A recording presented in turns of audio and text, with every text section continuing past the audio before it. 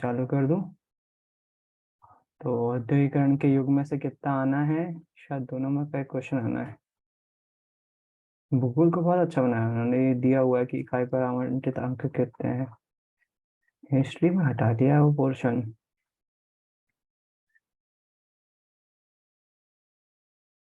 अर्थव्यवस्था आ गया। यूरोप में राष्ट्रवाद इसमें नहीं दिया हुआ है। इसकी लैंग्वेज भी, ये भी अलग है। फ़ॉन्ट साइज, इसका ऊपर का फ़ॉन्ट देखो अलग है, इसका फ़ॉन्ट अलग है, इसका फ़ॉन्ट अलग है। कोई दो दो टीचर्स ने अलग अलग बनाई है। मतलब हो सकता हो कि हिस्ट्री वाला इसमें से आ जाए, लेकिन जो पॉलिटिक्स से वो ना आए। पॉलिटिक्स वाला आ जाए, सिविक्स वाला ना आए। ऐसा हो सकता है, लेकिन एक ना एक तो आएगा चारों पोर्शन में से कोई ना कोई। अलग अलग टीचर्स ने बनाए हैं, फ़ॉन्ट साइज से देख के पता चल रहा है। किसी एक टीचर्स का फंस सकता है पेपर में। भारत में राष्ट्रवाद, भूमंडलीकृत विश्व का बनना, औद्योगिकरण का युग। प्राच्य से क्या अभिप्राय है? प्राच्य मतलब एशिया से है ना, भूमध्य सागर के पूर्व में स्थित देश। एशिया से मतलब है। फिनिशिंग सेंटर के रूप में कौन सा शहर जाना जाता था? लंदन। अपन ने देखा था चैप्टर में। स्पिनिंग जेनी ने किस प्रक्रिया में वृद्धि की? तो कताई में। कौन से दशक से इंग्लैंड में कारखाने खुले? मैं भूल चुका हूँ। 1820 के 30?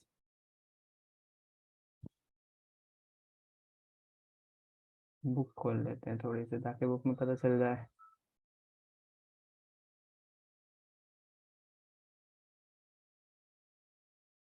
मुस्कान आई है क्या? मुस्कान है, मीना भी आ गई है। लड़कों में कोई नहीं है। चलो,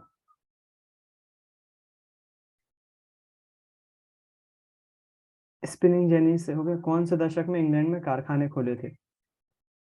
तो इसका आंसर है, कोई नहीं ढूंढा अभी तक आंसर? मैं चैप्टर खोला था।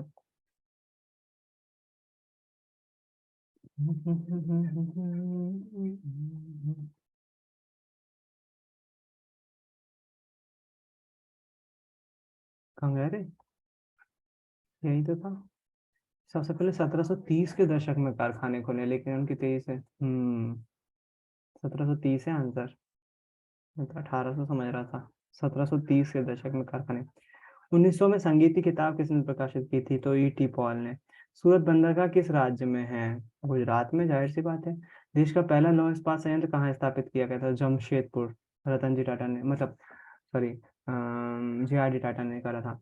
जेम्स वॉट ने किसके बनाए भाप के इंजन में सुधार किए? तो न्यू कामेन द्वारा बनाए गए। जेम्स हरग्रीव कौन था जिन्होंने वो बनाई थी अपनी spinning jenny? ET Paul music company, Henry Patullo. मैंने नाम नहीं देखा। कोलकाता में देश, तो न्यू कॉमन सबसे सही आंसर है। कोलकाता में देश की पहली जूट मिल लगाने वाले व्यवसायी थे? जूट मिल लगाने वाले व्यवसाय, सेठ हुकुमचंद। औद्योगिक क्रांति की शुरुआत किस उद्योग से हुई थी? वस्त्र उद्योग से। भारत की पहली कपड़ा मिल कौन से सन में लगाई गई थी? 1854 में। वो कपड़ा मिल ना, हाँ, मुंबई में। भारत देश की पहली कताई एवं बुनाई मिल खालिस्तान में मद्रास में खोली गई। यार सन पूछा है। मद्रास में कौन सी मिल खुली थी भारत में? भारत का औद्योगिकरण के बारे में लास्ट में ही आया था ना।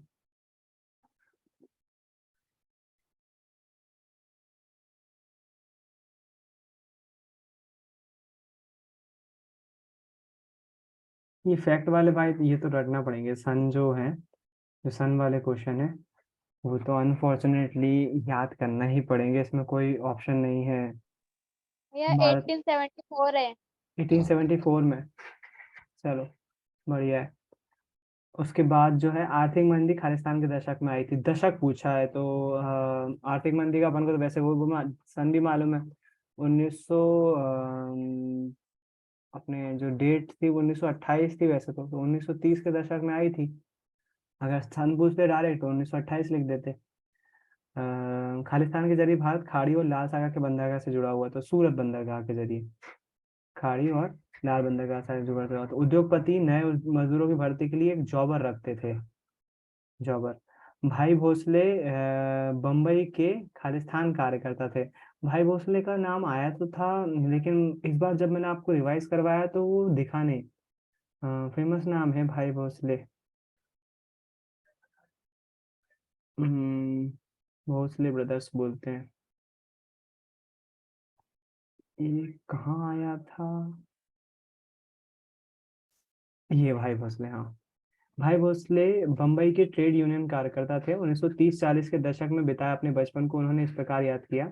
उस जमाने में 10 घंटे की शिफ्ट होती थी, शाम 5 बजे से सुबह 3 बजे तक काम करके सबके भयानक घंटे।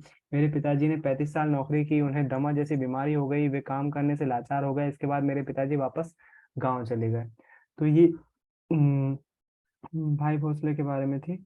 बम्बई के खालिस्तान के कार्यकर्ता थे, ट्रेड यूनियन कार्यकर्ता थे। ट्रेड यूनियन कार्यकर्ता क्या होते हैं? जो एक यूनियन होती है ना, कर्मचारियों की यूनियन बन जाती है, संघ बन जाता है, तो उसके ट्रेड यूनियन के कार्यकर्ते थे, है ना। बताओ, उन्होंने कहाँ से क्वेश्चन उठाया है? भारतीय निर्माताओं ने विज्ञापन बनाए तो उनमें खालिस्तान दिखाई देता था। धार्मिक पक्ष दिखाई देता था, धर्म के बारे में दिखाई देता था। खालिस्तान ने 1764 में स्पिनिंग जेनी बनाई, तो जेम्स हारग्रीव्स ने।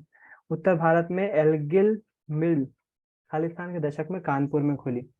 तो कानपुर की मिल का उदाहरण अपन ने देखा था। कानपुर में कब खुली थी?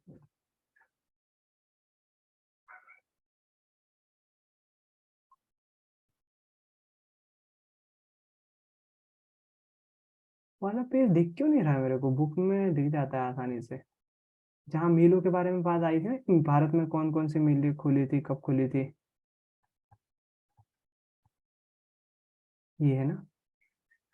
मद्रास में 1874 में खुली थी। एल्गिल मिल 1860 के दशक में कानपुर में खोली गई। और भारतीय निर्माताओं ने विज्ञापन बनाया तो उसमें खालिस्तान दिखाई देता था। विज्ञापन वाले पोर्शन में जाना पड़ेगा, पहले दूसरे देख लेते हैं। बंगाल के व्यवसायी द्वारकानाथ टैगोर ने खालिस्तान के साथ व्यापार किया, चीन के साथ। जहाज रानी के काम करते थे ये लोग, जो टैगोर थे, द्वारकानाथ टैगोर ने चीन के साथ व्यापार में खूब पैसा कमाया। गिल्ड्स खालिस्तान के संगठन होते थे। गिल्ड्स जो है वो, यार पर्टिकुलर एक शब्द में आंसर देना है। गिल्ड्स के बारे में पता तो है, लेकिन खालिस्तान व्यापारियों के संगठन होते थे। जो बड़े उद्यमी होते थे ना, बड़े उद्यमी, उनके संगठन होते थे, और इनका कंट्रोल रहता था बाकायदा। एक बचा हुआ है। भारतीय निर्माताओं ने विज्ञापन बनाया तो उसमें खालिस्तान दिखाई देता है, तो वो लास्ट में ही होगा जहाँ अपना विज्ञापन वाला पोर्शन है। भारतीय वैज्ञानिक भारतीय व्यापारियों ने विज्ञापन बनाया तो उसमें खालिस्तान दिखाई देता है। राष्ट्रवादी संदेश। हाँ, सही है। जब भारतीय निर्माताओं ने विज्ञापन बनाया तो उसमें राष्ट्रवादी संदेश साफ दिखाई देता है, तो यहाँ पर भारत माता दिखाई दे रही है आप, है ना। तो वो राष्ट्र की परवाह, मतलब राष्ट्र के क्योंकि आजाद होना था ना, तो वो दिखाई देता है। सही है। सत्य है, सत्य। सूरत बंदरगाह महाराष्ट्र में स्थित है, गलत, गुजरात में है। जेम्स वार्ड ने न्यूकामेन द्वारा बनाए गए भाप के इंजन में सुधार किया, बिल्कुल सही है। अ- और क्राइट ने स्पिनिंग जेनी का आविष्कार किया, नहीं। ईटी पाल म्यूजिक कंपनी संगीत की किताब 1800 में प्रकाशित हुई। यार आप संधि पूछ लोगे तो फिर तो हद हो गई। ईटी पॉल ने कब बनाया था डायग्राम, वो पेंटिंग कब बनाई थी? 1900 में बनाई थी। 1800 लिखा है, गलत। भारतीय निर्माताओं के विज्ञापन में राष्ट्रवादी संदेश साफ रहता था, सही है।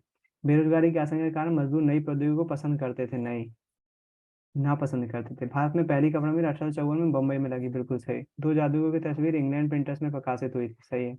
औद्योगिकरण की शुरुआत में कपास उद्योग सबसे बड़ा उद्योग था, सही है। जमशेदपुर में भारत में पहला लौह इस्पात संयंत्र स्थापित किया, बिल्कुल सही है। एक शब्द में उत्तर। नए उपभोक्ता तैयार करने के लिए कौन सा तरीका है? नए उपभोक्ता तैयार करने, विज्ञापन, विज्ञापन का। स्पिनिंग जेनी का आविष्कार किसने किया? जेम्स हरग्रीव्स ने। बार बार आ रहा है स्पिनिंग जेनी, आप देख रहे हो। नए युग का पहला प्रतीक किस उद्योग को कहा जाता है? कपड़ा उद्योग को। 1900 सदी की शुरुआत में इंग्लैंड में भाप के कितने इंजन थे? 327। भाप के इंजन कितने थे? आया था ना, एक जिक्र आया था कहीं पर।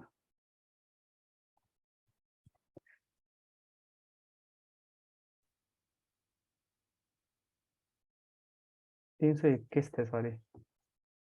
और अगर याद नहीं हो तो क्या लिख दोगे, लगभग 300 के करीब ऐसा लिख दोगे, लगभग लगभग करके लिख देना, 300 सही हो जाएगा। किस्मत रहेगी, डिपेंड करेगा टीचर पे। रस्सी और पुलियों के जरिए चलने वाला यांत्रिक औजार क्या कहलाता है? वो डायग्राम बना हुआ था ना, रस्सी और पुलियों की, ये वाला। नहीं, वो तो स्पिनिंग जेनी है फिर। रस्सी और पुलियों के माध्यम से चलने वाला यंत्र जो है वो स्पिनिंग जेनी कहलाता था। इसमें बगल में लिखा हुआ है स्पिनिंग जेनी के बारे में, ये पहिया। रस्सी और काय के कारण से, रस्सी और पुलियों के जरिए चलने वाला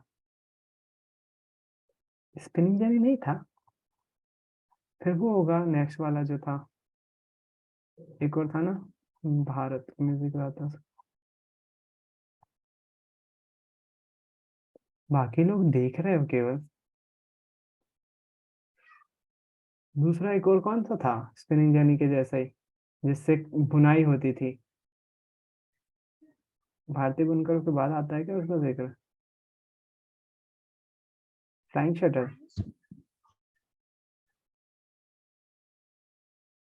पुलिस, हाँ, फ्लाइंग शटल ही था। Fly shuttle, fly shuttle. बच्चों की चीजों को प्रचार प्रसार में भगवान की छवि का इस्तेमाल किया जाता था, कृष्ण की। इंग्लैंड में कौन से दशक में रेलवे का विस्तार होने लगा था? ये सन बहुत परेशान करने वाले हैं। किसने पहली बार सूती कपड़ा मिल की रूपरेखा तैयार, ये वाला याद है कि नहीं? सबसे पहले सूती वस्त्र उद्योग की कल्पना किसने दी थी? अच्छा नाम था।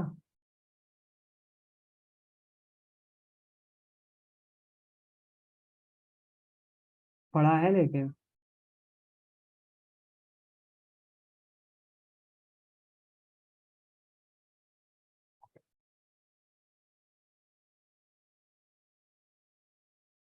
अरे यार, ये गलत है।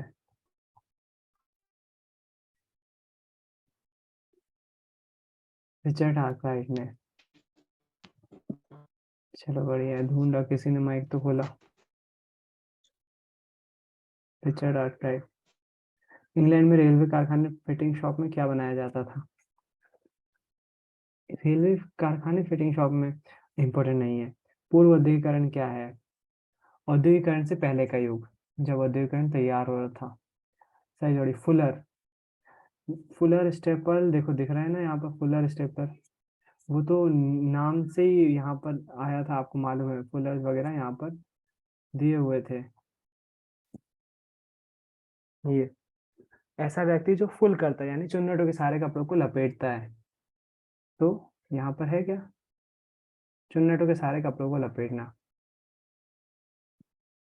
यूरोपीय संबंध की एजेंसी, जॉबर कौन होते थे? सरदार या मिस्त्री?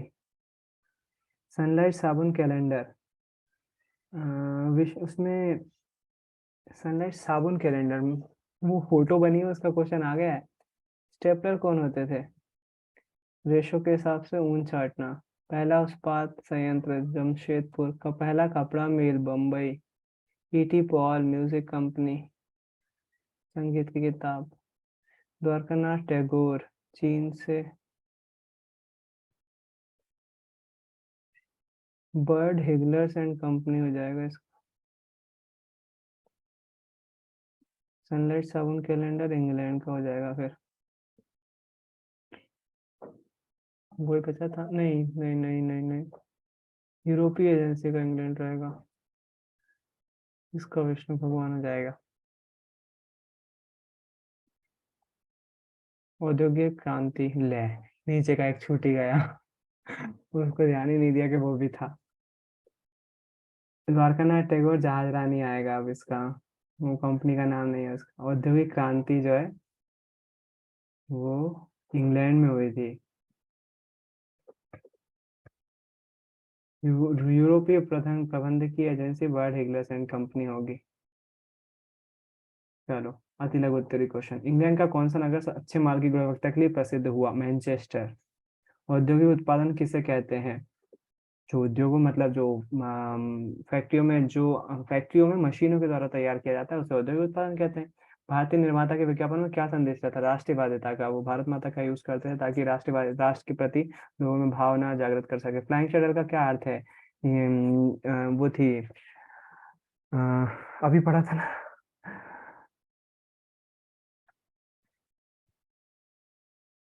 गियर्स किसे कहा जाता था? व्यापारियों के संगठन होते थे जो कि उत्पादन, निर्माण और कीमत पर जो है नियंत्रण रखते थे।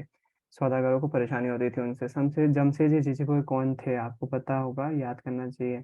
आदि औद्योगिकरण किसे कहते हैं? औद्योगिकरण से पहले का काल, जब औद्योगिकरण के लिए तैयारी चल रही थी। ईटी पॉल कौन थे? म्यूजिक कंपनी थी जिन्होंने म्यूजिक को लेकर किताब निकाली थी, और उन्होंने अपने पहले बुक के फ्रंट पर जो है वो भविष्य के बारे में चीजों को बताया था, जिसमें नई नई प्रकार की मशीनें जो है वो भविष्य दिखा रही थी। गुमास्ता के महत्वपूर्ण काम बताइए। गुमास्ता क्या करते थे? पहले तो बुनकरों पर निगरानी रखते थे। दूसरा, बुनकरों को जो है वो लाभ, उसको एडवांस देते थे। एडवांस को क्या बोलते थे? कुछ बोलते थे ना, एक शब्द आया था एडवांस देने को। गुमास्ता जो है वो बुनकरों को एडवांस देते थे ना, एक शब्द आया था पेशगी। पेशगी शब्द आया था, पेशगी देते थे वो, ताकि जो बुनकर है वो उन्हीं को पैसा बेचे, वो कपास बेचे या कपड़ा बेचे। सेठ हुकुमचंद कौन थे? सबसे पहले पश्चिम बंगाल में जूट उद्योग लगाने वाले व्यापारी थे। भारतीय व्यापारियों का निर्यात निर्वाह क्यों टूटने लगा था? क्योंकि ब्रिटिश ईस्ट इंडिया कंपनी ने गुमाश्ताओं को नियुक्त कर दिया था, और वो गुमाश्ता बुनकरों को अपने लालच में लाकर अपने उसमें कब्जे में ले रहे थे, और उनको पेशगी रकम दी जाती थी, जिससे बुनकर जो है वो अंग्रेजों के जाल में फंस चुके थे, और वो जो पुराना नेटवर्क था वो खत्म हो गया था। इसी के साथ साथ वो जो पुराने व्यापार के जो बंदरगाह होते थे, जिनसे जैसे सूरत को, मछलीपट्टनम और हुगली, इन व्यापार केंद्रों को बंद कर दिया गया, और नए व्यापार केंद्र विकसित किए गए जो कि पूरी तरह से ईस्ट इंडिया कंपनी के नियंत्रण में होते थे। ब्रिटिश निर्माताओं ने विज्ञापनों की मदद से भारतीयों के सिर पर कब्जा किया।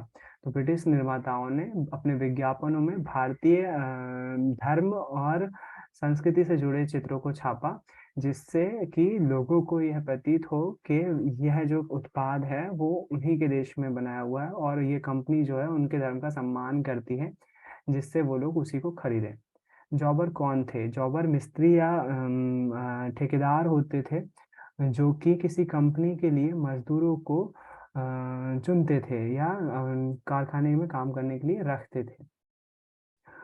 सामान्यतः ये मजदूर उनके गांव के रिलेटिव्स ही होते थे।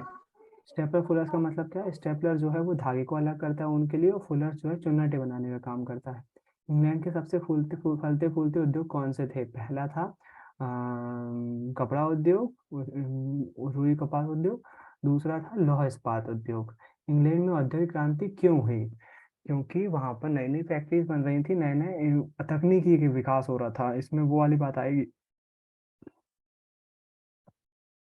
हाँ, तकनीकों का विकास हो रहा था, और डिमांड बढ़ रही थी लोगों को कपड़े जो है वो खरीदने को।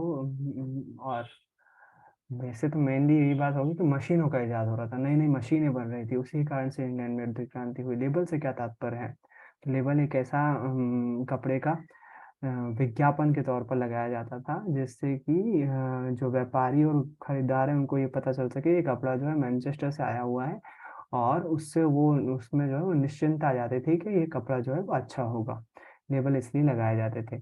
उन लेबलों पर विदेशी जो है वो भारतीय धार्मिक चित्रों का उपयोग करते थे, ताकि भारतीयों में वो अपनी पैठ बना सके, अपनी पकड़ मजबूत कर सके। भारतीयों को ये लगे कि ये आर्य धर्म का सम्मान करते हैं, है ना? लेबल ही होते थे। अच्छे क्वेश्चन है। अगला जो चैप्टर है हमारा वो है मुद्रण और संस्कृति।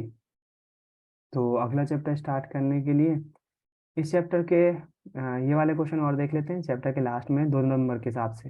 हालांकि बड़े होंगे, लेकिन वो अपन को 2 नंबर के हिसाब से देखना है कि 2 नंबर में कैसे अपन लिख सकते हैं। ब्रिटेन की महिला कामगारों ने स्पिनिंग जेनी पर हमला क्यों किया? मोस्ट आईएमपी क्वेश्चन, बहुत इंपॉर्टेंट क्वेश्चन। मालूम है आपको? वो सभी उनको लग रहा क्या रहा था, उनकी नौकरी जा रही थी। स्पिनिंग जेनी जो है वो एक ही व्यक्ति बहुत ज्यादा काम कर सकता था, उस पर मशीन थी वो, इसलिए महिलाओं ने जो है वहां पर हमला किया। 17वीं शताब्दी के यूरोपियन सौदागर गांवों में किसानों और कारीगरों से काम करवाने लगे। क्यों? क्योंकि गिल्ड से बचने के लिए।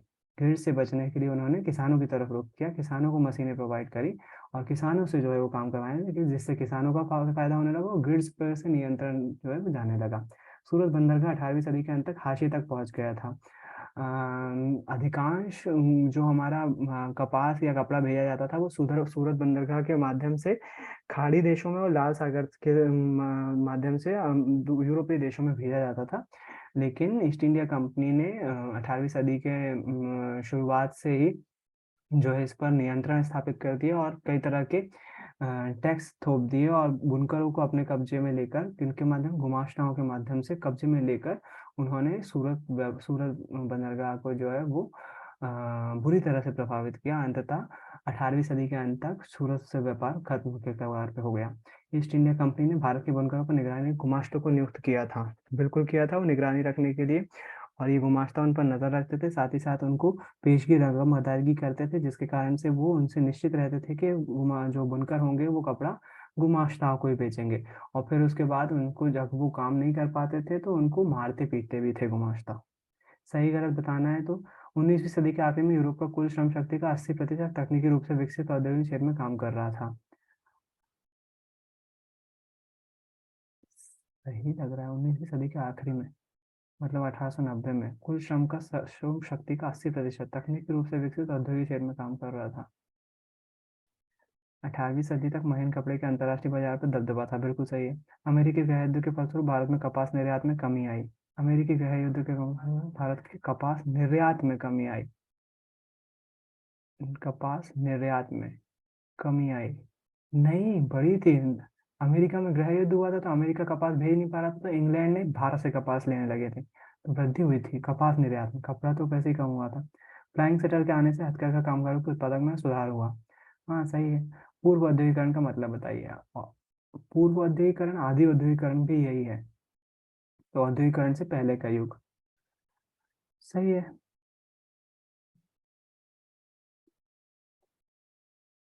चलो उम्मीद है यार चैप्टर समझ में आया होगा।